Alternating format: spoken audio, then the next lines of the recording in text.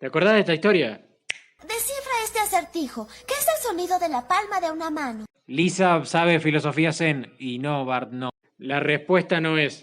Además, eso tiene un nombre, se llama Kaon o Gaon Zen, que es una especie de relato usado en la tradición zen que el maestro zen le decía a su discípulo para ver cómo progresaba en cuanto a lo espiritual. Estas historias no tenían respuesta. De paso, esta historia se le atribuye a Haikun Ekaku, una de las figuras más influyentes en el budismo zen. Y filósofo, por cierto. También hay muchos ejemplos de este tipo de historias que no sé si se le atribuyen a Ekaku, pero como por ejemplo una en la que un monje le pregunta a Sao Su, un maestro, ¿tiene un perro naturaleza de Buda o no?